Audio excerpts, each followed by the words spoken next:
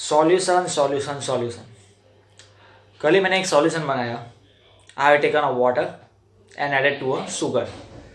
तो sugar add किया तो शुगर ऐड की थोड़ी, फिर थोड़ी और ऐड की, फिर थोड़ी और ऐड की, फिर थोड़ी और ऐड की, फिर मैं शुगर ऐड कर रहा था तो वो तो डिसॉल्व ही नहीं हो रही थी। बहुत सारी शुगर ऐड की, फिर तो शुगर ऐड कर डिसॉल्व होनी बंद ही हो गई। बहुत सारा हिलाया with help of spoon, just rotate rotate and rotate, पर शुगर ऐड क्यों नहीं हो रही, डिसॉल्व क्यों नहीं हो रही, अंदर जा रही डिसॉल्व नहीं हो रही। मैंने बोला है शुगर का काम नहीं, उसको जाने दो, let us take a salt. चलो नमक लिया, new water and a salt, salt added, और सॉल्ट डाला और सॉल्ट डाला और सॉल्ट डाला और सॉल्ट डाला, वो भी ऐड होनी, मतलब वो भी डिसॉल्व नहीं बंद हो गई। मैं सोचा थोड़ी लिमिट के बाद ये डिसॉल्व नहीं बंद क्यों हो रही है। फिर मुझे याद आया कि हाँ यार, ये तो मैंने ही पढ़ाया है पिछले साल, जो इस बार भी मुझे पढ़ाना है। And the topic is solubility. So our today's topic is the solubility, जिसमें हम दो चीज़ देखने वाले हैं, a solubility of a solid in a liquid and the solubility of a gas in a liquid. Solubility of a solid in a liquid मतलब कि वही salt water and sugar water. Solubility of a gas in a liquid, जिसका हमने example देखा था, कौन सा, CO2 in a water, oxygen in a water, वो वाले। So let us start. I am Venus VC, your Venus sir, और आज हम देखने वाले सॉल्युबिलिटी। तो सॉल्युबिलिटी में थोड़े बहुत हमको वर्ड पहले देखने हैं। So first word is the crystallization. What is crystallization and what is dissolution, ये दो वर्ड पहले देखने हैं। So let's start with dissolution. So dissolution that means simple, when a solute added in a solvent then it will get mixed. सबसे पहले मैं थोड़ा सा नमक डालूंगा वाटर में तो वो तो मिक्स हो ही जाएगा, पूरा का पूरा अंदर क्या हो जाएगा, dissolve. That is called dissolution. Okay, तो मतलब क्या हो गया डिसोल्यूशन का, when solute mixed with our solvent and make a solution, that is called dissolution. now reverse procedure, वो भी एक्चुअली होते ही है। जब हम नमक डालेंगे, जब हम शुगर डालेंगे वाटर में, तभी वो होगी, but we can not see because the particle which are dissolve is not seen by our naked eye. Okay, तो रिवर्स प्रोसीजर क्या है, अभी हमने किया नमक, सॉल्ट पार्टिकल हमने डाले थे, तो सॉल्ट पार्टिकल छोटे छोटे छोटे छोटे हो गए और वो वाटर में डिसॉल्व हो गए, वाटर में मिक्स हो गए। अब उल्टा, वो जो मिक्स हुए हैं, वो जो पार्टिकल पूरे के पूरे मिक्स है, वो पार्टिकल क्या होंगे, फिर से एक दूसरे के साथ कोलाइड करेंगे, कोलाइड करते करते एक दूसरे के साथ जॉइंट हो जाएंगे, मर्ज होके फिर से अनडिसॉल्व विदाउट डिसोल्यूशन वाला नमक बना देंगे, सॉल्ट बना देंगे, जो हमको दिखेगा वाटर के अंदर दिखेगा कि भाई ये सॉल्ट ऐसा ही पड़ा हुआ है। तो पड़ा हुआ है ऐसा नहीं पड़ा हुआ है, वो अंदर जो पहले से सॉल्ट डिसोल्व था, वो सॉल्ट पार्टिकल आए पास पास, जॉइंट हो गए, बड़ा सा पार्टिकल बनाया और फिर वो नीचे बैठ गए due to gravitational force. That is called crystallization. Definition हम लिखेंगे, देखेंगे। So crystallization that means the reverse procedure. Dissolution that means mixed of water with salt. Crystallization mixed of salt. Again salt particle are merged together and becomes a solid. That is called crystallization. Okay. Now अंदर दोनों चीज़ हो रही है, dissolution भी हो रहा है, crystallisation भी हो रहा है। डिसोल्यूशन मतलब कि अंदर डिसॉल्व हो रहा है, नमक मिक्स हो रहा है पानी के अंदर, सॉल्यूशन बना रहा है, और उससे उल्टा सॉल्यूशन जो बना हुआ है वो नमक फिर से मिक्स होके फिर से वो सॉल्ट बना रहा है, वो रिवर्स प्रोसीजर। अब इन दोनों प्रोसीजर के बीच में जब इक्विलिब्रियम आ जाएगा, पूरा को पूरा 11th में चैप्टर आ गया इक्विलिब्रियम, जब ये इसकी स्पीड डिसोल्यूशन की एंड क्रिस्टलाइजेशन दोनों स्पीड सेम हो गई, तब एक भी एक्स्ट्रा पार्टिकल सॉल्ट वाला पानी के अंदर डिसॉल्व नहीं होगा और एक भी एक्स्ट्रा पार्टिकल क्रिस्टलाइजेशन नहीं बनेगा, दोनों की रेट सेम हो गई है। प्रोसेस तो चालू होगी लेकिन कॉन्संट्रेशन इंक्रीज नहीं होगी, तब कॉन्संट्रेशन बिकम्स फिक्स्ड। उसके बाद हम अगर एक्स्ट्रा सॉल्ट डालूंगा मैं, तो भी वो अंदर जाके डिसॉल्व नहीं होने वाला। After the equilibrium the dissolution stops, extra dissolution नहीं होगा। डिसॉल्व नहीं होगा मतलब कि सॉल्यूशन की कॉन्सेंट्रेशन इंक्रीज नहीं होगी। मोलारिटी, मोल फ्रैक्शन कोई भी ले लो, that will not be going to be increase. पहले क्या होगा, थोड़ा सा नमक डालेंगे तो डिसॉल्व होगा, थोड़ा और डिसॉल्व होगा, थोड़ा और डिसॉल्व होगा, फिर एक लिमिट तो आएगी कि नहीं। At that particular limit, that is called saturation. एक हद आ गई कि भाई अब इससे हद से ज़्यादा तो अब होने ही नहीं वाला। अगर तुमको और ज़्यादा डिसॉल्व करना है तो हमको क्या करना पड़ेगा, हमको करना पड़ेगा वाटर ऐड करना पड़ेगा।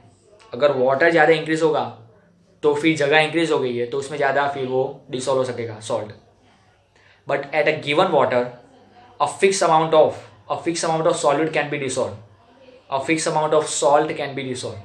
उससे ज़्यादा अगर हम सॉल्ट डालेंगे तो वैसा ही नीचे पड़ा रहेगा, वाटर के नीचे, गिलास के नीचे ऐसे पड़ा हुआ दिखेगा, वो डिसॉल्व होगा ही नहीं। फिर कितना भी हम सेक करें, कुछ भी करें, डिसॉल्व नहीं होगा एट दैट पर्टिकुलर कंडीशन। तो a maximum dissolution, a maximum concentration of a solution, maximum, उससे फिर ज़्यादा पॉसिबल नहीं है। उससे ज़्यादा तुम लोग ऐड करोगे फिर पॉसिबल नहीं है। A maximum concentration is called as solubility. A maximum concentration is called as solubility of that given solution. तो solubility मतलब कि maximum possible concentration that can be achieved in a given solvent. In a given water, maximum concentration can be achieved for salt, sodium chloride or for the sugar, या तो फिर कोई और डालो उसके लिए। उससे ज़्यादा तो फिर पॉसिबल ही नहीं है। पॉसिबल करना है तो बहुत सारी चीज़ अलग अलग करनी पड़ेगी। क्या करना पड़ेगा, so let us increase the temperature. Temperature increase करेंगे तो अंदर फिर एक्स्ट्रा सॉल्ट हम डिसॉल्व कर सकते हैं। If we change the pressure then we can also increase the concentration. कभी भी टेम्परेचर डिक्रीज करो तो अभी ज़्यादा हो जाएगा। ओके, वो अभी देखेंगे हम condition. So solubility, that means maximum possible concentration that can be achieved in our given solvent. अब एक और चीज, water is a polar or non-polar? So water is a polar solvent. Okay, उसमें polar bond है। Hydrogen oxygen possess electronegativity, not a same electronegativity, so oxygen is less minor negative, hydrogen is minor positive, so polar bond। तो वो polar है तो polar वाले में polar वाला ही dissolve हो सकता है। And which one, that is the salt and sugar, sodium chloride and sugar. जबकि अगर हम डालेंगे वाटर के अंदर, अगर हमने naphthalene, anthracene, that is the non polar. तो polar, water is the polar, उसमें नॉन पोलर अगर हमने ऐड किया ना तो वो डिसॉल्व ही नहीं होगा। जैसे सैंड, मिट्टी डालेंगे तो कैसा अलग होता है, वैसे वो अलग पड़ा रहेगा, it can not be dissolve. तो फिर नेप्थेलिन और एंथ्रेसिन को मुझे करना है, नेप्थेलिन एंथ्रेसिन दोनों को मुझे डिसॉल्व तो करना है, तो फिर हमको लेना पड़ेगा benzene. Benzene is a liquid, तो बेंजीन लेंगे, that is the non polar, उसके अंदर नॉन पोलर मिक्स हो सकता है। Okay, that means polar soluble in polar and non-polar soluble in non-polar। अपने अपने बारे में ये सब होंगे soluble, that is like dissolve in a like, okay, polar dissolve in polar, non-polar dissolve in non-polar, so that is the basic। अब यही हम आज देखने वाले हैं पूरा का पूरा। ये फिर से मैं थोड़ा लिख के बताता हूँ। so let us start writing। तो नोट्स पे आ जाते हैं बच्चों। here we can see that the definition of the dissolution and crystallization। So dissolution, that means when a solid is added to the solvent, solid that means solute, जब उसको solvent मतलब water में डालेंगे, some solid particle dissolve and its concentration increase in the solution। मतलब कि suppose हमने salt को, नमक को वाटर में ऐड किया तो जो सॉल्ट है अपना नमक वो पूरा डिसॉल्व हो जाएगा, मतलब मिक्स हो जाएगा वाटर में, और वाटर में उसकी कॉन्सेंट्रेशन क्या हो जाएगी, इंक्रीज हो जाएगी। This process is called as dissolution. मतलब कि अभी तक जो हम सॉल्यूशन बनाते थे दैट इज़ कॉल्ड डिसोल्यूशन। अब उससे उल्टा सम सॉलिड पार्टिकल, कुछ नमक के पार्टिकल क्या होंगे in solution, colloid with the solid solute. जो नमक डिसॉल्व नहीं है उसके साथ अगर जो डिसॉल्व है नमक, जो पार्टिकल डिसॉल्व नहीं है उसके साथ जो पार्टिकल डिसॉल्व है वो अगर कॉलाइड कर लेंगे तो क्या हो जाएगा, वो वाटर से सेपरेट हो जाएंगे और फिर से बनेंगे सॉलिड, बन जाएंगे solid. This is called as crystallisation. तो देखो ये दोनों प्रोसेस होती है, both process are going in a parallel way, दोनों साथ में होती है। क्या होती है, कौन सी process, solute and solvent mixed and make a solution, and also the reverse procedure, solution separate हो जाएगा और क्या बन जाएगा, solute solvent. This process is called as dissolution and this reverse process is called as crystallization. Now at the equilibrium condition, at equilibrium मतलब कि क्या होगा, सॉलिड प्लस सॉल्वेंट से जितना सॉल्यूशन बनेगा उतना ही सॉल्यूशन में से ये बनेगा। That means the concentration becomes constant। अब हम एक्स्ट्रा जितना भी हम सॉल्वेंट डालेंगे, सॉल्यूट डालेंगे, जितना भी एक्स्ट्रा हम सॉल्यूट डालेंगे, जितना भी नमक डालो एक्स्ट्रा, वो फिर अंदर डिसॉल्व होने ही नहीं वाला। मतलब कि यहाँ पे कॉन्सेंट्रेशन क्या हो गई, कांस्टेंट हो गई, और वो कांस्टेंट कितनी हो गई, मैक्सिमम हो गई। Okay,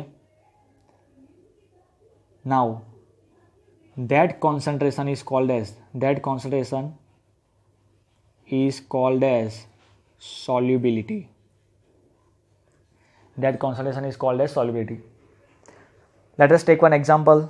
Suppose I will take 1 liter of water and I told you as the solubility of a salt in that 1 liter of water is 15 ग्राम। इसका मतलब क्या होगा, मतलब 1 लीटर में मैक्सिमम 15 ग्राम, 15 ग्राम अपना जो नमक होगा वही डिसॉल्व हो सकता है, उससे एक्स्ट्रा एक भी पार्टिकल डिसॉल्व नहीं होगा, because that is the maximum concentration. उसके आगे तुम कुछ भी कितना भी ऐड करो नमक, वो डिसॉल्व नहीं होगा। सो that is called solubility. Solubility मतलब कि मैक्सिमम कॉन्सेंट्रेशन, इसके आगे फिर पॉसिबल ही नहीं है, वो ऐसे ही अंदर पड़ा रहेगा। ओके, ये हो गया meaning. So that is called solubility and that solution is called as saturated solution। Saturated मतलब कि हद आ गई भाई, इससे आगे कुछ हो नहीं वाला। तो सैचुरेटेड मतलब कि मैक्सिमम। तो सैचुरेटेड सॉल्यूशन मतलब कि पूरा पेट भर गया है सॉल्यूशन का, अब भाई आगे अंदर डिसॉल्व नहीं होने वाला। That is called saturated. Okay, and what is unsaturated?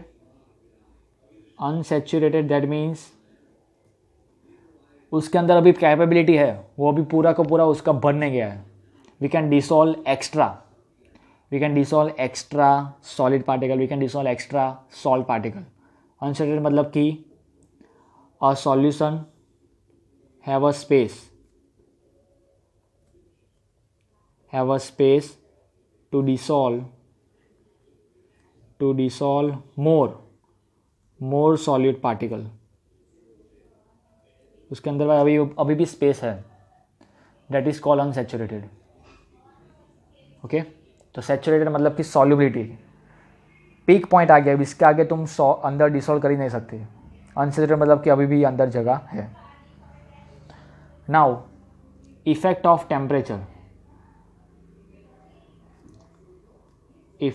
Temperature on solubility. Effect of temperature, तो देखो मोस्टली अगर ठंडा पानी है उसके कंपैरिजन अगर गर्म पानी में हम सॉल्ट ऐड करेंगे, then we can add more salt, the solubility is more. गर्म पानी में ज़्यादा नमक हम डिसॉल्व कर सकते हैं, ठंडे पानी में कम होगा। मतलब कि सपोज ठंडे पानी में मैंने नमक ऐड किया है, फिर ज़्यादा ऐड नहीं हो रहा, ज़्यादा अंदर में डाला फिर भी डिसॉल्व नहीं हो रहा, नीचे का वैसा ही पड़ा है, तो उस पानी को मैं गर्म करूँगा तो जो एक्स्ट्रा नीचे पड़ा था ना नमक, वो भी डिसॉल्व हो जाएगा। So solubility increase, but sometimes when temperature decrease then solubility increase. Sometimes अगर हम टेम्परेचर इंक्रीज करेंगे ना तो उल्टा हमारी सॉल्युबिलिटी और कम भी हो सकती है। So it's depends on the our reaction is exothermic और our reaction is endothermic. It depends on the situation. तो mostly the when we add solid particles in a liquid and making a solution, that reaction is exothermic. उसमें थोड़ी बहुत heat release होगी, बहुत ही less amount होगा वो, तो हमको दिखेगा नहीं. तो इन एक्सोथर्मिक इंक्रीज इन टेम्परेचर, चलो इन एंडोथर्मिक इंक्रीज इन टेम्परेचर. तो क्या होगी इफेक्ट? तो उसके लिए अगर हमको करना है तो उसके लिए हमको चाहिए ले सैटेलियर प्रिंसिपल. इक्विलिब्रियम में जो आ गया है ना, वही हमको देखना पड़ेगा. Le Chatelier's principle, according to that principle जो होगा वो यहाँ पे देखना पड़ेगा. Suppose let us take an example, this reaction is exothermic in which heat is remove, heat will be released. इसमें क्या हो रहा है, ये रिएक्शन है और हीट रिलीज हो रही है. अब इसमें अगर मैं टेम्परेचर इंक्रीज करूँगा तो according to Le Chatelier principle this reaction is try to decrease the temperature. उल्टा ही करेगी, try to decrease the temperature. Temperature decrease कब होगा? अब इसमें से ये बना तो हीट और इंक्रीज होगी, तो फिर टेम्परेचर इंक्रीज हो जाएगा. तो फिर हमको उल्टा करना पड़ेगा.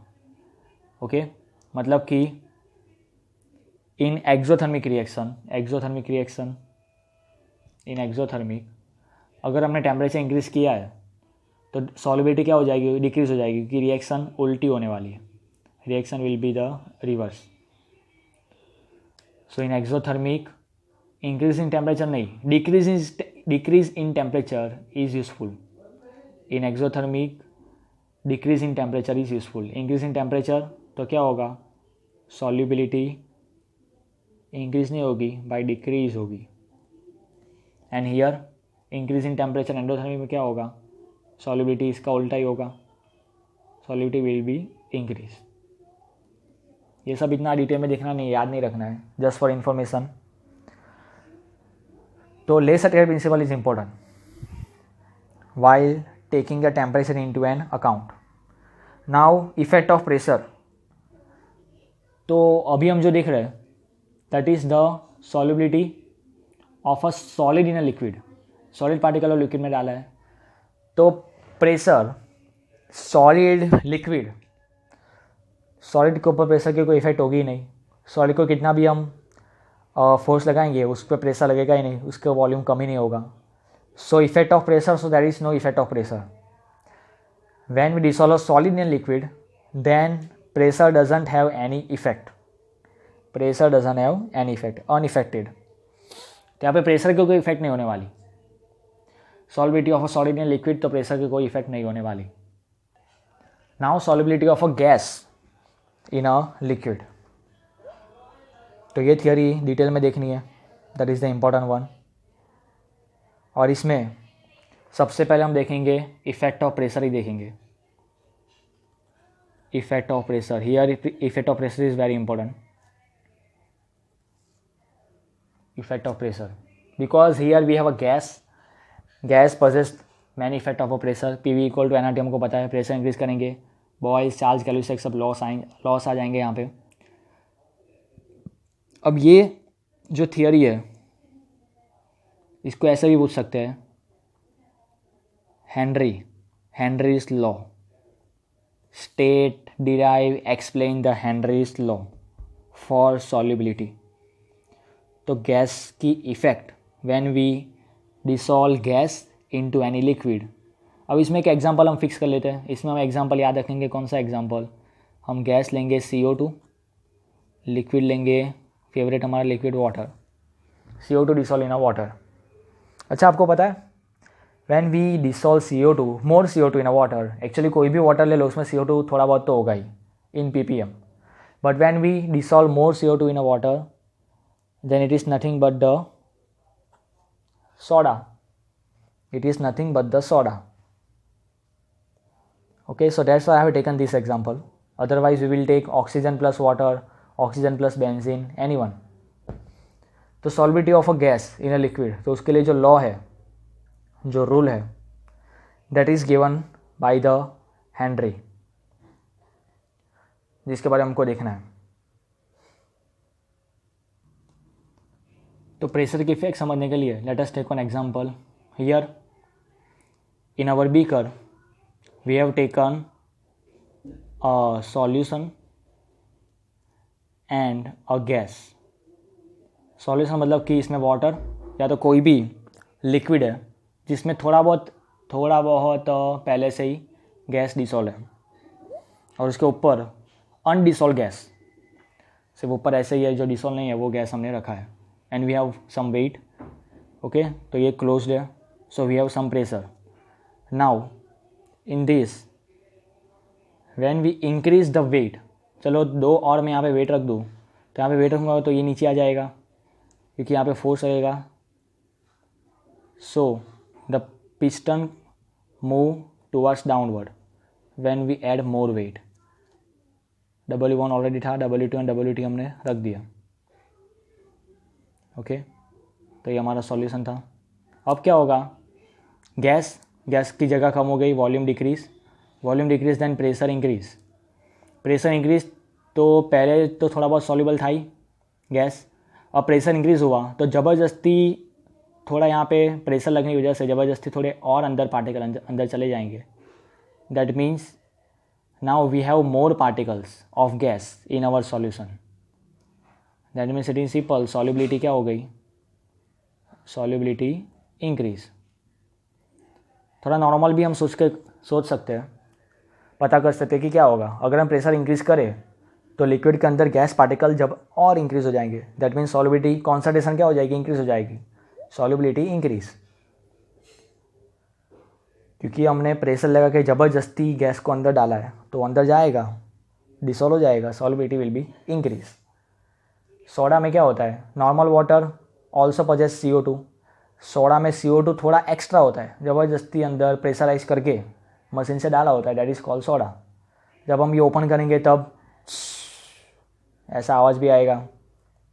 ओके, वो क्या होगा, वो CO2 थोड़ा रिमूव होगा क्योंकि प्रेशर हमने रिलीज़ कर दिया है, फिर भी पूरा रिलीज़ नहीं हो जाएगा, अंदर फिर भी CO2 रहेगा ही. सोडा का जो थोड़ा टेस्ट होगा, पावर, वो अंदर रहेगा. फिर उसी के अंदर फ्लेवर डालो, ऑरेंज, लेमन, अलग अलग टाइप के सोडा बन जाएंगे. तो ये हो गया. तो हेनरी ने यही देखा, that when we increase the pressure then the pressure will be increase. तो उसके ऊपर से उसने लॉ दे दिया, द सॉल्युबिलिटी किसकी, the solubility of a gas in a liquid solvent किसके ऊपर प्रोपोर्शनल है, is directly proportional to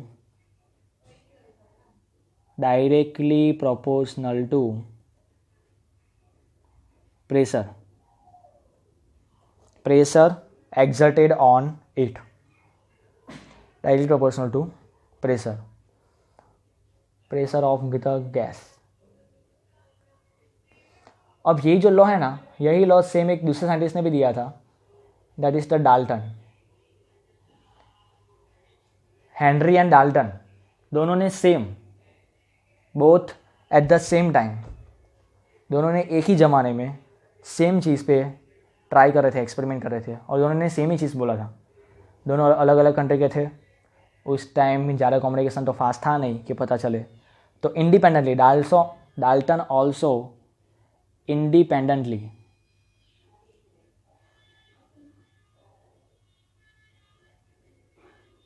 state that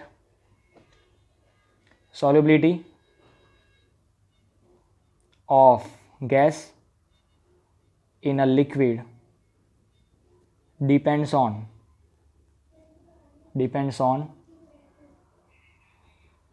its pressure. और उसी के ऊपर से उसने अपना लॉ दे दिया, दैट प्रोपोर्शनल टू, तो किसके प्रोपोर्शनल टू है, तो द पार्शियल प्रेशर मतलब किसका खुद का प्रेशर, किसका खुद का, गैस का. The partial pressure of gas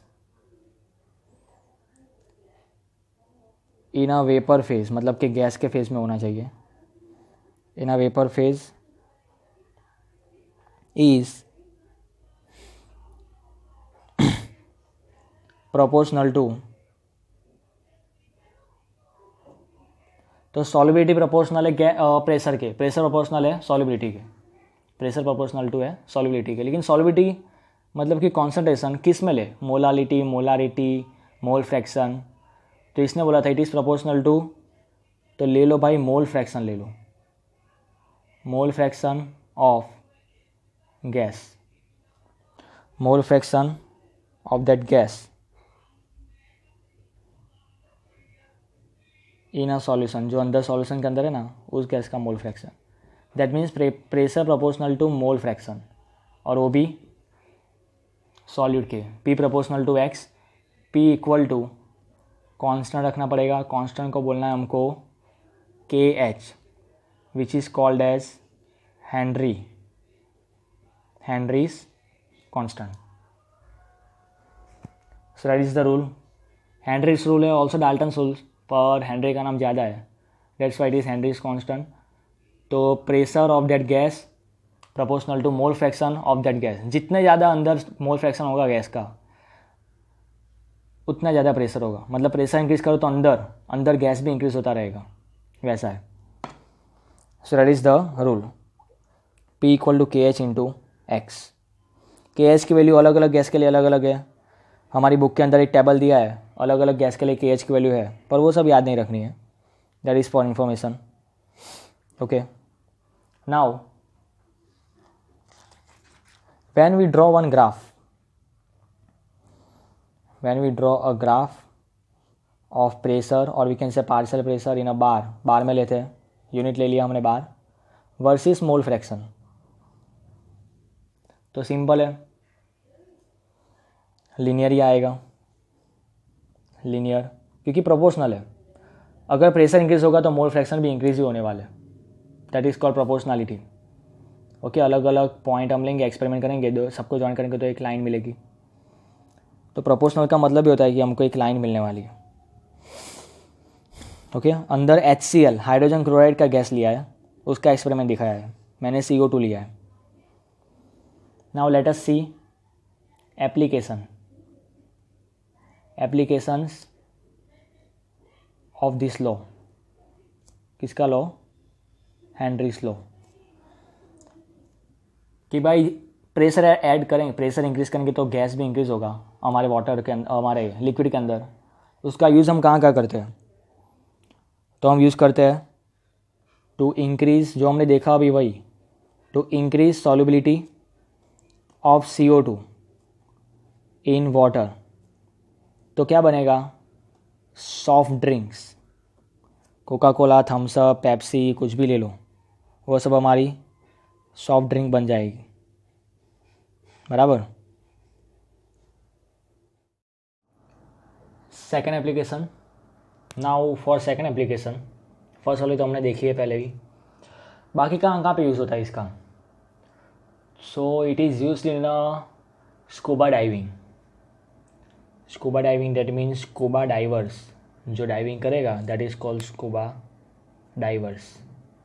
scuba divers मतलब कि कौन?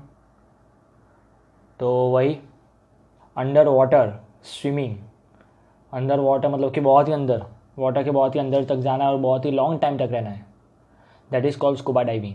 तो scuba divers use the oxygen cylinder. तो ऑक्सीजन सिलेंडर में ऑक्सीजन जो होता है वो लिक्विड के अंदर, कोई भी एक पर्टिकुलर लिक्विड के अंदर क्या होता है? डिसॉल्व होता है, डिसॉल्व होता है, फिर उसके अंदर से अनडिसॉल्व धीरे धीरे होता रहता है, and that oxygen is use for the breathing. Scuba divers used high concentrated dissolved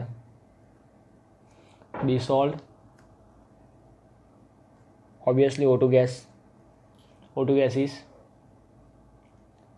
while breathing।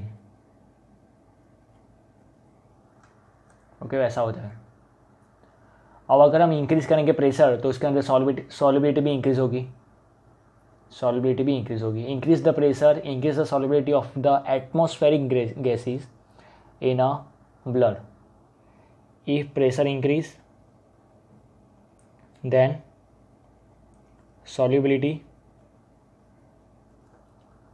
of atmospheric gases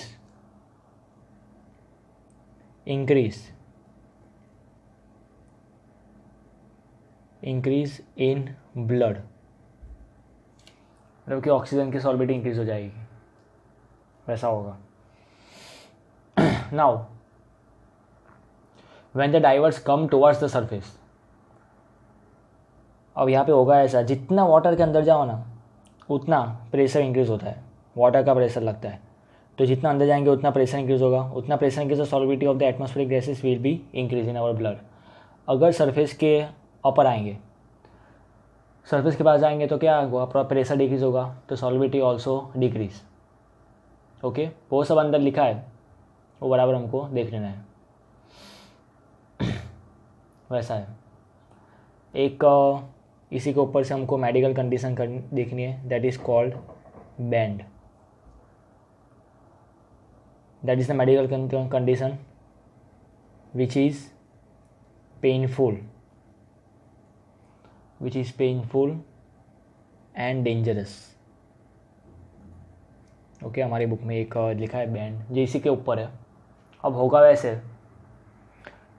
अंदर जाए, वाटर के अंदर ज़्यादा अंदर जाए तो प्रेशर इंक्रीज होगा, सरफेस के उस साइड आएंगे तो प्रेशर डिक्रीज होगा. ओके, तो अगर प्रेशर डिक्रीज होगा, जब हम सरफेस के पास आएंगे तब प्रेशर डिक्रीज होगा. This release the dissolve gas and leads to the formation of bubbles of nitrogen in the blood. मतलब कि when divers comes towards surface,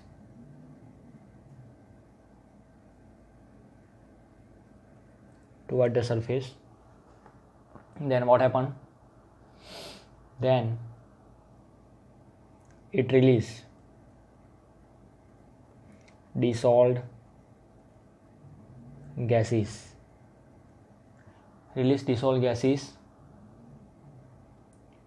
and leads, अब वो गैस डिसॉल्व हुए, इट रिलीज डिसॉल्व गैसेस, जो डिसॉल्व थे gas वो release हुए.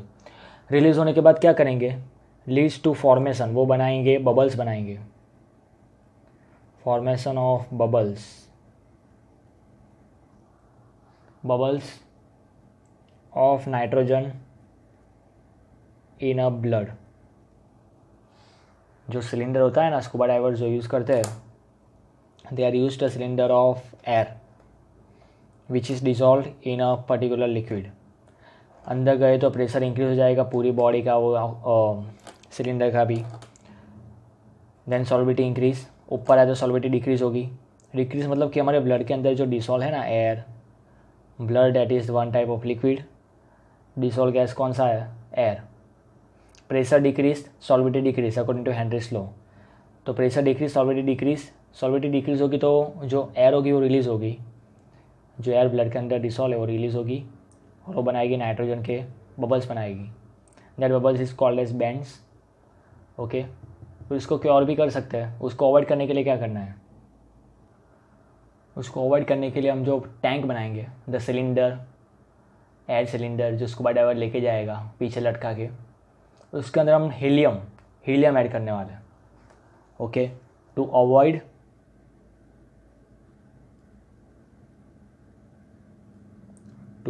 Bands, helium gas will be used. Helium, अब देखो परसेंटेज जो होता है पूरा का पूरा वो टैंक में, वो यहाँ पे मैं बताने वाला हूँ. That percentage is will be very for the different tank, पर हमारी जो बुक में दिया है that is 11.7% helium, 56.2% nitrogen and 32.1% oxygen. अब यहाँ पे सवाल होगा कि ऑक्सीजन और नाइट्रोजन जो है उसके बबल बन रहे हैं, यहाँ पे बैंड हो रहा है, प्रेशर इंक्रीज डिक्रीज हो रहा है, तो सॉल्बिलिटी इंक्रीज डिक्रीज हो रही है. चलो समझे, पर यहाँ पे नाइट्रोजन लेने का ही क्यों, हम जो टैंक बना रहे हैं, सिलेंडर जो हम ले रहे हैं फॉर द ब्रीथिंग, उसमें 32.1% ऑटो क्यों लेना है. Let us take 100% oxygen, that's it. ना रहेगा नाइट्रोजन, ना बनेगा बैंड. 100% ऑक्सीजन ले लो, उसका सिलेंडर बना दो, वो लेके चलो स्कूबा डाइविंग के लिए। But that is a problem of the pressure balance. Normal condition में अभी आप ये वीडियो देख रहे हो, you are sitting in our atmosphere, तो आपको लग रहा है एटमॉस्फेरिक प्रेशर लग रहा है। That atmospheric pressure is 1 atm। Same pressure blood system जो है पूरी पूरी सेम प्रेशर, इनर प्रेशर भी हमारा होता है, बॉडी का इनर प्रेशर, और वो भी 1 atm ही है। So inside pressure outside pressure is balance, that's why we doesn't have any blood pressure problem. नहीं तो थोड़ा ऊपर नीचे हो गया तो प्रॉब्लम हो जाती है। अगर हमने 100% ऑटो ले लिया तो उसका प्रेशर 1 atm नहीं होगा, अलग होगा। अभी बाहर का प्रेशर हमको 1 atm लग रहा है, तो बाहर का प्रेशर कौन लगा रहा है, तो बाहर की एयर लगा रही है। And air consist 78% nitrogen and the 21% oxygen. तो वही बैलेंस वाला हमको लेके अंदर जाना पड़ेगा, पर वही बैलेंस वाला अंदर लेके जाएंगे तो बैंड हो जाएगा, बैंड में मगजमारी होगी, ये सब प्रॉब्लम होगी। तो फिर एक काम करते हैं, एक ऐसा हमने मिक्सचर बनाया है जिसका प्रेशर भी 1 atm रहेगा, ओके, एंड जो बैंड भी नहीं बनाएगा, वैसा है। So that's why this will be the concentration mixed in our tank. फिर हम ब्रीथिंग में लेंगे, ब्रीथिंग में लेने के बाद वो ब्लड में क्या हो जाएगी, डिसॉल्व हो जाएगी। ज़्यादा प्रेशर होगा तो ज़्यादा डिसॉल्व होगी, कम होगा तो कम, वैसा है। तो ये पूरा स्कूबा डाइवर वाला एक ही एडवांटेज था। पहला वाला था सॉफ्ट ड्रिंक वाला, and now the third one. सिर्फ 3 हमको देख रहे हैं। थर्ड वन, अभी हम पानी में गए थे स्कूबा डाइविंग, चलो अब जाते हैं माउंटेन पे। तो माउंटेन पे at peak of the mountain, बहुत बड़े बड़े माउंटेन पे जाना है। चलो सबसे बड़ा माउंट एवरेस्ट ही पकड़ते हैं। तो माउंट एवरेस्ट पे कभी कोई चढ़ाई करेगा तो उसको भी लेना पड़ेगा cylinder, oxygen cylinder for the breathing, because at high altitude pressure of oxygen is less than ground level की कंपेयर में ऑक्सीजन लेवल प्रेशर क्या होगा, कम होगा। तो ये क्या होगा, low concentration of pressure decrease then concentration will be decrease. हमारे ब्लड में O2 क्या होता है, डिसॉल्व होता है। डिसॉल्व कब होगा, जब प्रेशर होगा तब। अब 1 atm प्रेशर है तो O2 जितना डिसॉल्व होता है उससे यहाँ पे कम डिसॉल्व होने वाला है, because the pressure is less. So pressure is less, pressure of O2 is less than the ground level. So solubility according to Henry's law, solubility of O2 is also less in blood than ground level। Pressure कम हुआ तो सॉल्बिलिटी automatically कम हो गई according to Henry's law. तो सॉल्बिलिटी यहाँ पे कम हो गई है। अब O2 जितना ब्लड को चाहिए उतना चाहिए ही, अगर उतना नहीं मिलेगा तो क्या होगा, तो हमको थोड़ा बायोलॉजी में जाना पड़ेगा। लो O2 कॉज क्लाइंबर्स, जो क्लाइंब कर रहा है ना, वो क्लाइंबर्स टू बिकम वीक, चलो वही लिखता हूँ, to become a weak and unable to think. उसको विचार आने बंद हो जाएंगे, सोच समझ नहीं आएगा कि ये क्या हो रहा है, मैं क्या करूँ क्या नहीं। And this symptoms is called as anoxia। This phenomenon is called as anoxia, in which oxygen in our blood will be decreased। वैसा है। तो scuba diverse required, scuba divers में क्या हुआ, प्रेशर इंक्रीज हो गया था, फिर अचानक ऊपर आए तो प्रेशर डिक्रीज हो जाएगा। ऊपर आए तो प्रेशर डिक्रीज हो गया तो वहाँ पे बैंड हो गया, जिसमें नाइट्रोजन के बबल बनेंगे, पेनफुल है, dangerous.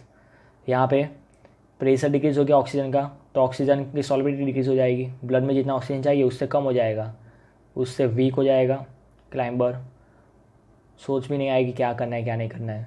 Mentally it will become a mentally sick, that is called anoxia. Okay, So they required a tank to balance the pressure of our air in a blood. So that are the application of Henry's law.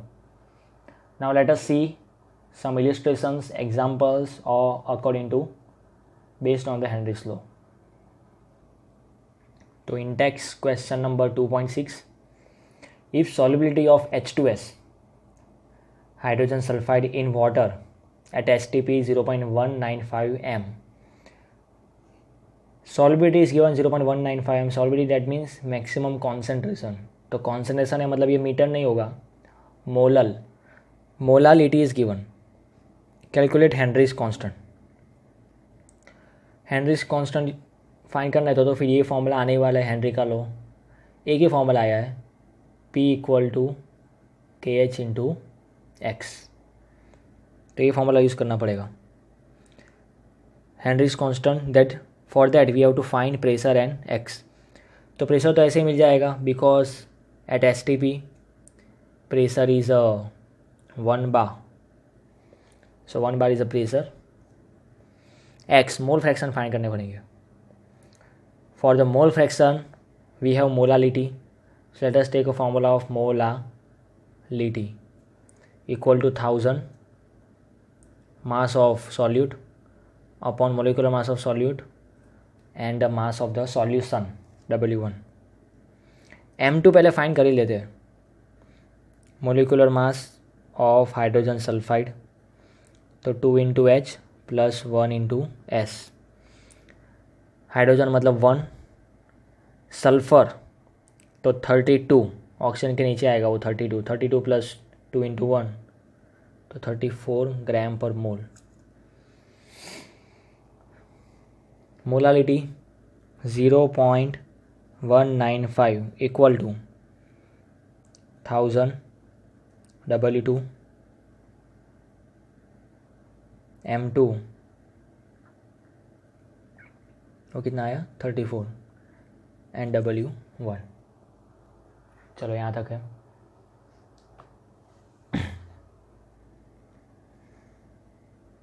Thousand 34 on other side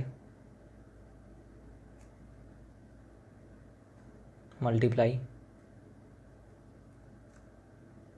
W2 by W1.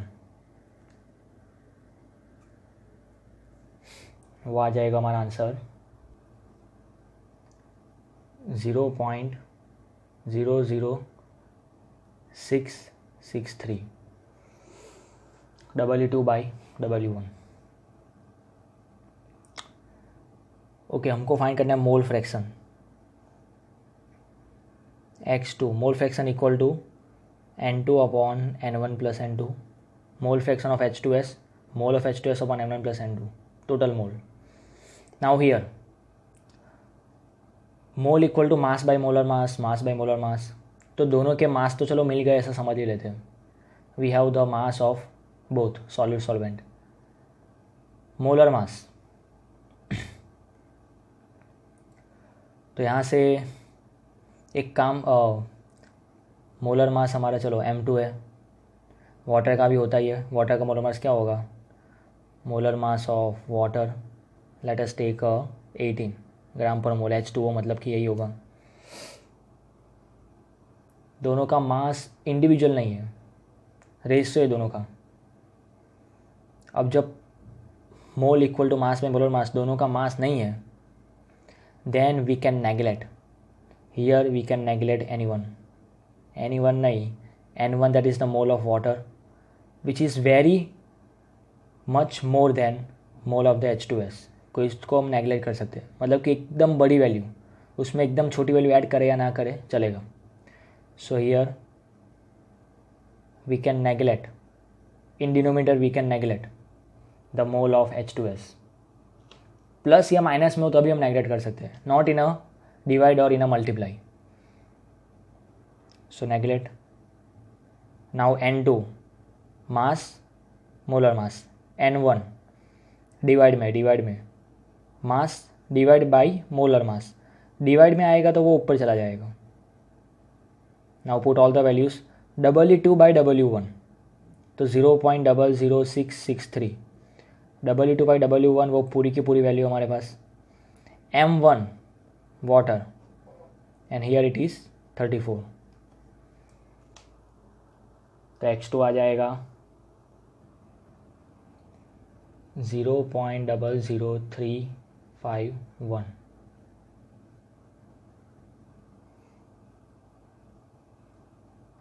Okay, तो ये main था.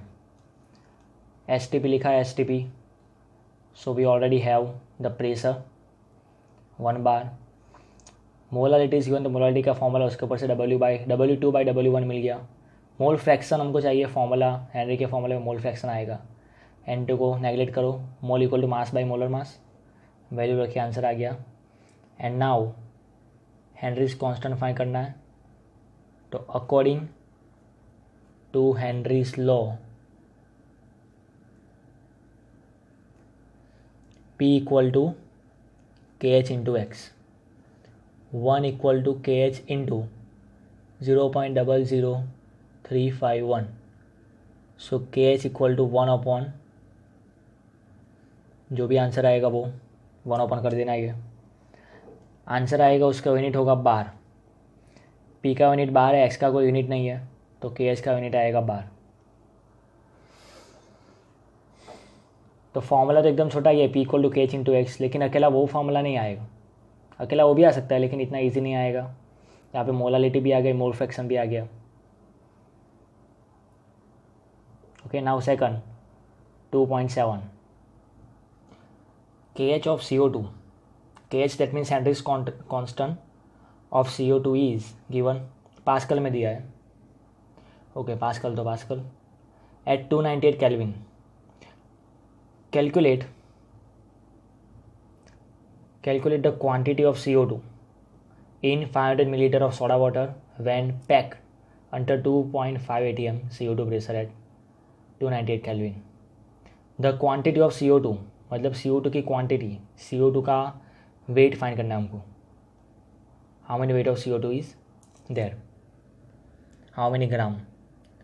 तो चलो यहाँ पे हमारे पास KH है 1.67 into 10⁸ pascal. Pressure is given 2.5 atm.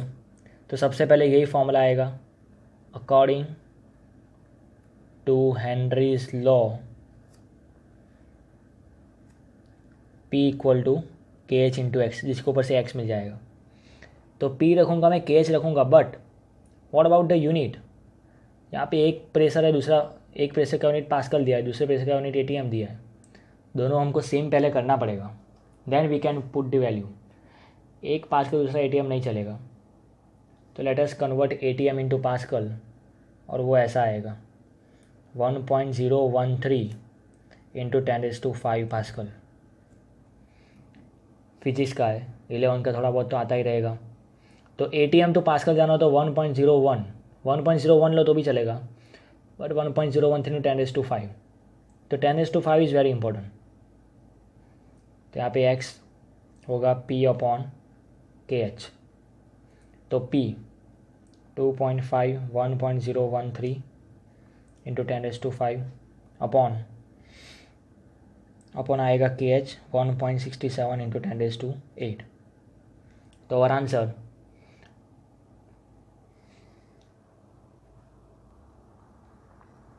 $1.52 into 10⁵ -8. 5 - 8 मतलब -3. अब -3 भी मुझे लिखना नहीं है, तो -3 दैट मीन्स डिवाइड बाई 1000, तो 0.00152. तो P equal to KH into x किया. Now the formula of x, N2 upon N1 plus N2. Okay, mole fraction of solute होता है ऑलवेज हेनरीज लॉ में. Here also we will neglect करना ही है. तो x equal to mole equal to mass by molar mass, mole equal to mass by molar mass, अभी जो किया था वही. Now put the values which we knows. x 0.00152. W2 मास हमको फाइंड करना है, मास ऑफ CO2 M1 मतलब कि सॉल्वेंट वाटर, तो 18 उसका molar mass. M2 molar mass of CO2, तो कार्बन 12 ऑक्सीजन 16, तो वो ऑलवेज होता है 44। And W1 that means W1 mass of the water, तो यहाँ पे वाटर का मास कितना होगा? मास ऑफ द वाटर तो कुछ दिया ऐसा? नहीं, कुछ नहीं दिया। हाँ, यहाँ पे कुछ 500 मिलीलीटर ऑफ वाटर लिखा है, soda water 500 millilitre, that means here volume is given 500 millilitre. तो हमारे पास 500 मिलीलीटर वाटर है। नाउ अब जो चीज़ जो हेनरीज में मोस्टली यूज़ होती रहती है, और वो ये है डेंसिटी। अगर यहाँ पे हमको डेंसिटी पता होती तो density equal to mass by volume, तो मास मिल जाता हमको। किसकी density? Volume of water is given, we required volume mass of the water, तो डेंसिटी ऑफ वाटर अगर हमको पता होती तो हो जाता, और वो पता कि वो ऑलवेज याद ही रखना है। डेंसिटी ऑफ वाटर इज़ 1 ग्राम पर मिलीलीटर। अगर हम 1 ग्राम पानी लेंगे, कैसे लेंगे 1 ग्राम पानी, 1 ग्राम वाटर, तो वही मेज़र करके, तो वो ऑलवेज कितना वॉल्यूम होगा? 1 मिलीलीटर होगा। इसको मैं ऐसे भी लिख सकता हूँ 1 kilogram per litre, gram to kilogram, millilitre to litre, तो डिवाइड बाय 1000 होगा ऊपर नीचे। 1 किलोग्राम वाटर, उसका वॉल्यूम ऑलवेज 1 लीटर होगा, that is the density of water. So density equal to mass by volume. अगर ये 1 है, वो 1 कब होगा? जब volume and mass both are equal. मतलब कि 500 मिलीलीटर वाटर का मतलब क्या होगा? 500 ग्राम ऑफ वाटर। वाटर एक ऐसी चीज़ है जिसका वॉल्यूम बोलो या मास बोलो, बोथ आर इक्वल। 500 मिलीलीटर बोलो, 500 ग्राम बोलो। ओके, सो यहाँ पे हमको रखना है 500 W1 mass of solvent water 500 ग्राम होगा। वॉल्यूम दिया है, थोड़ा ट्विस्ट करना है हमको, वॉल्यूम वही हमको मास लेना है, बिकॉज डेंसिटी इज़ 1। ओके, वैसा यहाँ पे दिखाना पड़ेगा डेंसिटी वाला, तब जाके होगा। नाउ W2 हमको फाइंड करना है। W2 equal to 44 and 500 another side, 44 500 divide by 18, तो हमारा आंसर आ जाएगा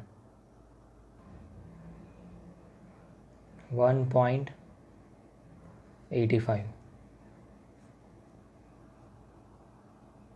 or we can say 1.86. Unit is important, gram.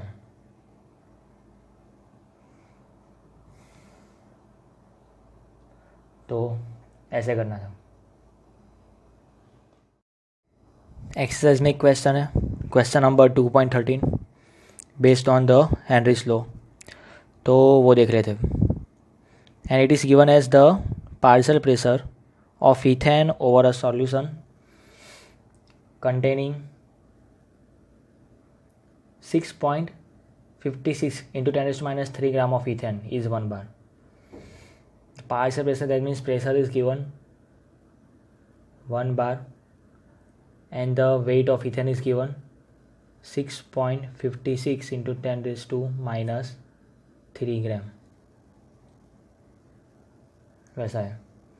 If the solution contains 5 into 10⁻³ gram of ethane, then what will be the partial pressure of the gas? If the solution contain 5 into 10⁻² gram of ethane, then what would be the partial pressure? मतलब P है तो W इतना है, जब W इतना होगा, W dash बोल देता हूँ, then what is the partial pressure?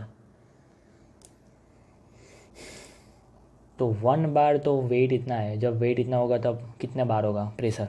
दो अलग अलग कंडीशन है, दोनों इथेन के लिए ही है। Ethane is the one type of gas which is dissolve in a in our water, कुछ नहीं लिखा है तो वाटर होगा। तो ये तो हेनरीज लॉ ये आएगा, according to Henry's law P equal to KH into x. पहली बार करना है और दूसरी बार भी वही करना है, P dash equal to KH into x dash. First situation, second situation. अब दोनों सिचुएशन में दोनों में इथेन ही है, तो हेनरीज कांस्टेंट तो कांस्टेंट ही रहेगा। In both the situation constant remains constant same. पहले में P है और वेट है, दूसरे में P डैश फाइंड करना और एक्स डैश में भी वेट तो दिया ही है। तो हम यहाँ पे करने वाले हैं, let us take a ratio ले लेते हैं। तो एक चीज़ तो पूरे हमारे सम में से हट ही जाएगी, and that is the KH, वो हट गया। अब हमको x एंड x डैश नहीं दिया है, तो उसका formula N2 upon N1 plus N2, N2 dash upon N1 dash plus N2 dash.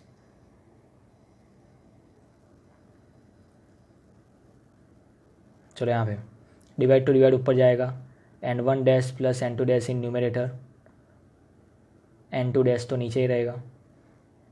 ये देखो ये ऐसा है, डिवाइड टू डिवाइड तो ये ऊपर N1 प्लस N2, वो डिवाइड में तो N1 प्लस N2 तो डिवाइड में ही आएगा। चलो ये आया। नाउ फिर से वही करना है, N1 is greater than N2, also N1 dash greater than N2 dash, वैसा है। तो वो हम नेगलेक्ट कर देंगे। तो N1 dash plus N2 dash, तो मैं लिखूँगा only N1 dash, N2 dash into N1 plus N2, I will write as only N1। Okay, ये हो गया। Now here N1 mole of water, N1 dash mole of water in second situation. तो दोनों में wait में ज़्यादा कुछ फ़र्क नहीं है, दोनों में वेट चेंज हो रहा है। चलो दोनों में इथेन चेंज हो रहा है, दोनों में इथेन चेंज हो रहा है। वाटर तो उतने का उतना ही लेना है, वाटर के मोल तो इतने ज़्यादा होते हैं कि उसमें जितना भी वो डालो उसमें मोल में कुछ फ़र्क ही नहीं पड़ेगा। मतलब वाटर के मोल बहुत ही ज़्यादा होंगे, N1 डैश दोनों सेम ही होगा। फ़र्क होगा तो 0.001 ऐसा कुछ फ़र्क होगा। मतलब कि ये दोनों सेम ही ले लेने वाले हम, मतलब कि कैंसिल करना है।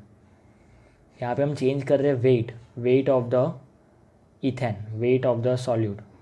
वाटर तो जितना लिया है उतना ही लेना है, उसमें सिर्फ डिसॉल्व करना है, पहले लो या बाद में लो, तो ये भी कैंसिल हो जाएगा।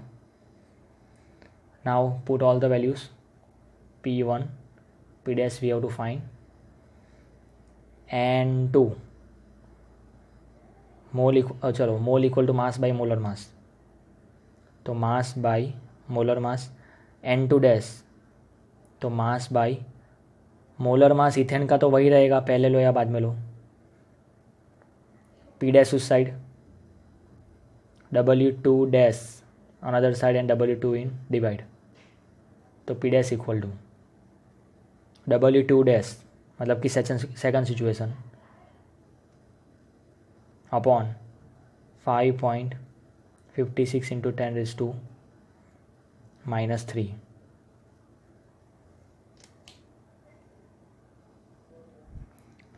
तो 0.76 इंटू 10⁻³ ऊपर प्लस 3 माइनस 2 1, मतलब इंटू 10 मल्टीप्लाई कर देता हूँ 10, तो 7.6 बार।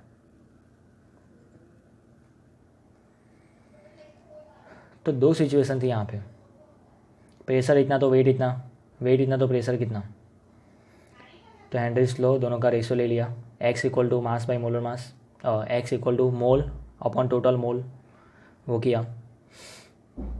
N1 is very big, N2 neglect, N1 is same cancel, mole equal to mass by molar mass, तो मोलर मास इथेन का तो वही रहेगा।